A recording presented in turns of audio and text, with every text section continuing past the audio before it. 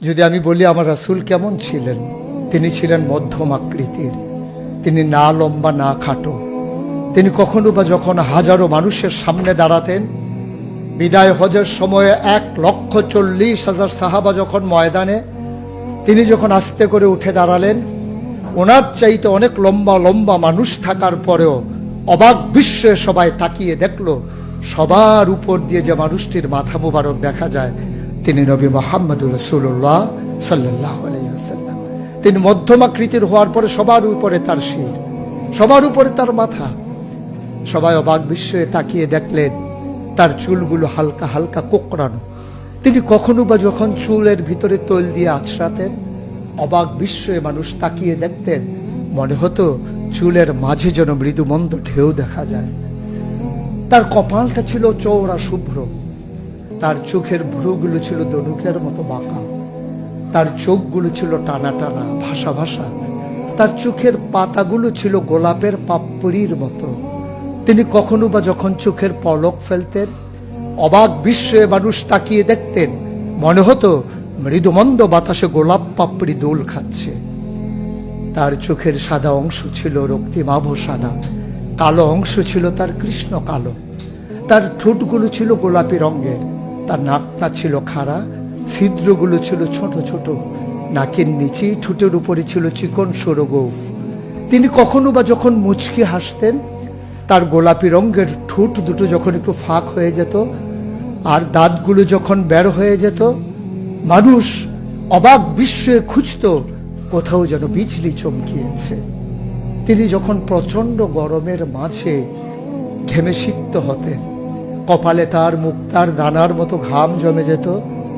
তিনি যখন দৌড়ে দৌড়ে তার বিবিদের ঘরে যেতেন, আমাদের মায়েদের ঘরে, আল্লাহ রাসূল সাল্লাল্লাহু আলাইহি সাল্লাম ঘরে ঢোকার পরে মায়েরা দেখতেন কপালের মাঝে মুক্তার দানার মতো বিন্দু বিন্দু ঘাম জমে আছে। মায়েরা বলতেন, গুস্তাকি মাফ কর দিজিয়ে, বেয়াদবি মাফ করবেন, আপনি চুপটি করে একটু বসুন। নবীকে বসিয়ে ওরা ছোট্ট শিশু খুঁজে বের করতেন, অতি যত্নে পরম আদরে তার কপালের ঘামগুলো তারা শিশির ভিতরে ভরে মুখ বন্ধ করে রেখে দিতেন। ঈদ যখন আসতো, বিয়ে যখন হতো, জমানো ঘাম তারা আতর হিসেবে ব্যবহার করতেন। এ নবী তো সে নবী, হেঁটে গেছেন 1 মাস আগে রাত পথ ধরে, যাওয়ার পরে তিনি তো চলেই গেছেন।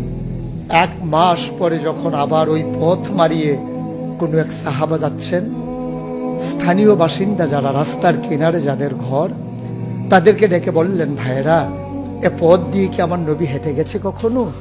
বলেছ সে তো 1 মাস আগের কথা, তুমি বুঝলে কেমনে? মুচকি হেসে সাহাবা জবাব দিলেন, হেঁটে গেছেন 1 মাস আগে, কিন্তু আজও সেই পথে নবীর গায়ের জান্নাতি গন্ধ পাওয়া যায়। এ আমার নবী, এ আমাদের নবী, আমাদের গর্ভের নবী। কেন পাঠালেন নবীকে? লাকাদ কানা লাকুম ফি রাসূলিল্লাহি উসওয়াতুন হাসানাহ। তিনি মডেল, তিনি আইডল, তিনি আইকন, তিনি অনুপম আদর্শ, তিনি আমাদের জন্য উসওয়াতুন হাসানাহ। তিনি পথ দেখিয়েছেন কেমন করে একটা ছেলে তার মায়ের কাছে ভালো সন্তান হতে পারে।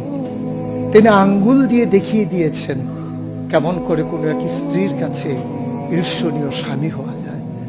তিনি আচরণ করেছেন মা আয়েশার সাথে এমন যে আচরণ আজও যদি কোনো মেয়েরা করে, তাহলে তার স্বামী হবে তার কাছে সেরা স্বামী। শুধু সেই স্বামী তার স্ত্রীর সাথে সেই ব্যবহার করে।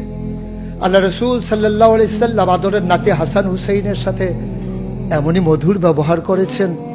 কেউ যদি সেরা নানা হতে চায়, কেউ যদি সেরা দাদা হতে চায়, সেজন্য নবীজি যে আচরণ করেছে হাসান হুসাইনের সাথে, সেই আচরণ করে তার নাতনি নাতনির সাথে, তাহলে সে হয়ে যাবে সেরা নানা।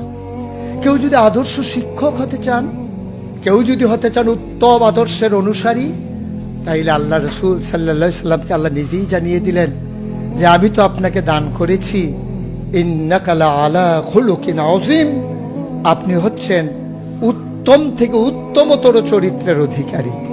চরিত্র হচ্ছে 3 রকম, খুলুকুল হাসান, খুলুকুল করিম, খুলুকুল আযীম।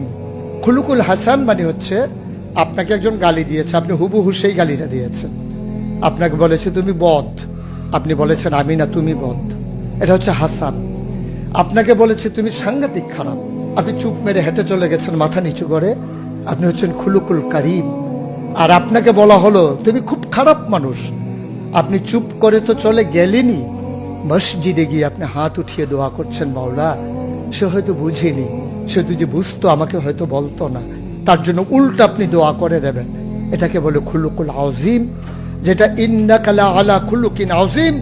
আল্লাহ বলছেন, ও নবী, আমি হলাম সর্বোত্তম মর্যাদার অধিকারী, আর আপনি হচ্ছেন সর্বোত্তম চরিত্রের অধিকারী। সুতরাং যার কোনো তুলনা হয় না, তুলনা মেলা ভার, জুড়ি মেলা ভার।